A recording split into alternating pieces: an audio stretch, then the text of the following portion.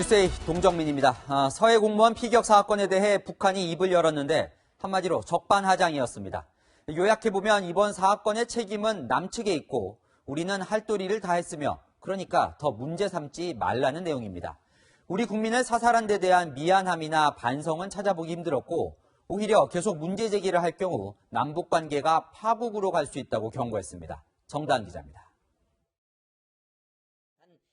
북한이 서해 공무원 피격 사건에 대해 조선중앙통신을 통해 다시 입장을 냈습니다. 북한은 이번 사건이 남측이 주민을 제대로 관리 통제하지 못해 일어난 사건이라고 주장했습니다. 남측에 우선적인 책임이 있다며 떠넘긴 겁니다. 또 국민의힘 등 야당이 인권 유린을 언급하는 건 더러운 정치적 목적 달성 때문이라며 맹비난했습니다. 북한은 이 사건이 유엔 등 국제사회에서 인권 문제로 다뤄지는 것에 대해 불쾌함도 드러냈습니다. 실제로 이달 초 피살 공무원 유족과 야당은 유엔 인권사무소를 찾아 조사를 촉구했고 우리 정부가 우리 공무원 피격 사건을 이거 올바로 국민들에게 조사하고 알려주지 않기 때문에 유엔의 힘이라도 빌리자고 지금 우리 달려왔습니다. 킨타나 북한 인권 특별보고관은 지난 23일 유엔 총회에서 민간인을 자의적으로 사살한 것으로 보인다며 국제인권법을 위반한 것이라고 규탄하기도 했습니다. 다시 잔혹한 정권이라는 그런 낙인이 찍히면은 사실 김정은 정권으로서는 부담이 클 수밖에 없거든요. 그러니까 국제적인 압박도 동시에 느끼고 있다고. 이에 북한은 분별 없는 대결망동이 더 큰 화를 불러올 수 있다고 경고했습니다.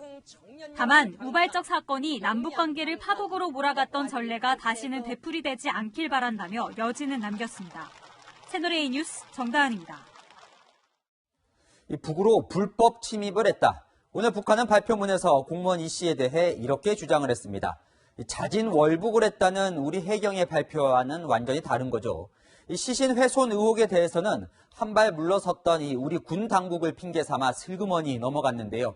이 뺨까지 맞은 격이었지만 우리 정부는 오히려 손을 내밀었습니다. 최성 기자입니다.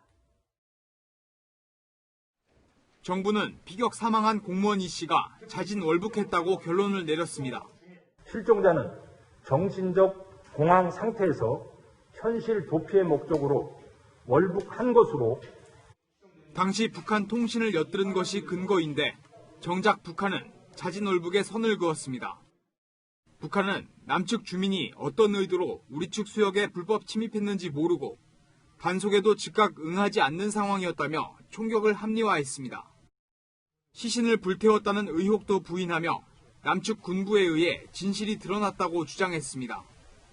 오락가락하는 우리 군의 입장을 걸고 넘어지며 발뺌에 나선 겁니다. 실제로 군은 사건 초기 시신에 불을 태우는 만행을 저질렀다고 했지만 북한의 사과 통지문이 온 뒤에는 추정일 뿐이라고 주워 담았습니다. 시신을 불태우는 만행을 저지르었음을 확인하였습니다. 추정된 사실을 너무 좀 단도직입적인 단언적인 표현을 해서 이렇게.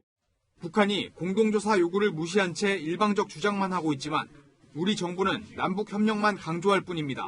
우리가 당장 할 수 있는 협력을 모색하고 남북 정상 간 합의한 사항들을 함께 실천해 나갈 것을 이 자리를 빌어 북측에도 촉구합니다. 그러면서 끊어진 군 통신선부터 다시 연결하자고 요구했습니다. 채널A 뉴스 최선입니다.